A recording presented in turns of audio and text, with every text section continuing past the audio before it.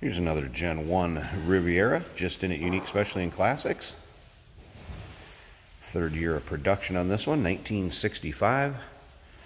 Arguably one of the more desirable years in the Rivieras due to the clamshell headlights a lot of people like. This particular car is also a numbers matching engine car.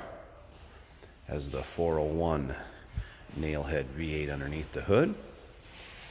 Now this was also a nicely equipped car, would have been a factory AC car. Also by the cowl tag, you could decode it. Would have had remote mirror on the driver's side there, rear speaker, seat belts for the retractors. Other thing the cowl tag will tell you on this one, it was a C-code paint car, as well as a 628 interior. So you got black vinyl interior, 628, C-code would be white. So still the original color, original interior that it would have rolled off the Buick assembly line with. Appears it has had a repaint along the way. The AC, I have not had that blowing cold or had the fan working in the car, but would have came with AC from Buick, and it does appear that the majority of the components and everything are underneath the hood.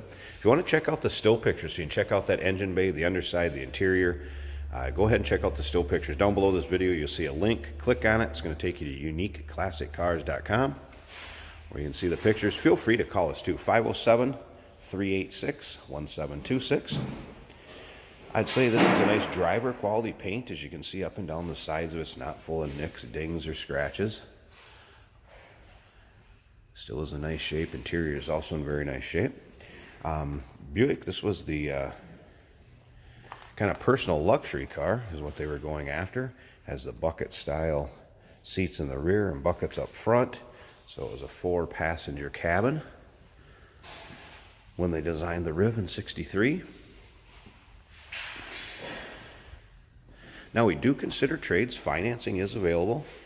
And of course, we can sure assist you with the transportation of this car to where you're located at. Get around to the driver's side here, show you the interior, and we'll fire it up so you can hear it run. Check out that engine bay.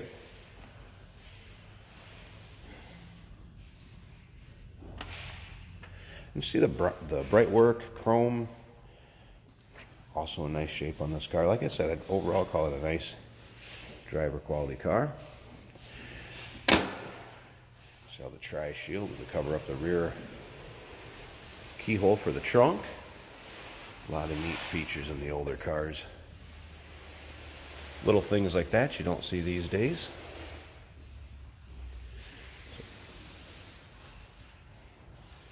Once again, if you'd like to check out the still pictures, down below this video, click on the link, uniqueclassiccars.com. Feel free to call us, once again, 507-386-1726, number we can be reached at. And let's check out this interior. See power windows also. There was that remote mirror that I had talked about earlier. Hey, like this, they put the door opener also for getting out of the rear seat to be able to pop the door open from back there. Kind of cool. Like I said, stock Fisher body seat belts would have been an option with the retractable lap belt. As you can see, vinyl bucket seats are nice in this car. Now it has had a couple modifications with the stereo. There is a little XM receiver that somebody has put in, or Sirius, I guess, satellite radio if you want to call it that. And then there is also an aftermarket radio up there in the dash. Did a nice job of installing it. Other than that, you can see it retains the stock dash, center console, all set up the way it would have came from Buick. Headliner also in nice shape on this one. Let's go ahead and start it up.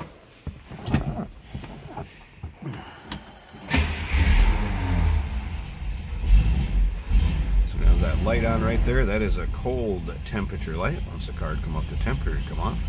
Don't see that on the modern ones these days either. There you can see the aftermarket stereo powered up.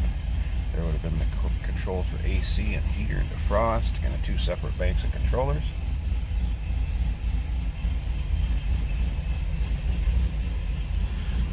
Nice running, idling car.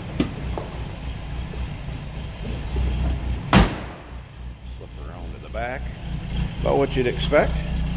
No crazy rumble, exhaust, anything like that. No hopped up engine, just a nice running nail head underneath the hood.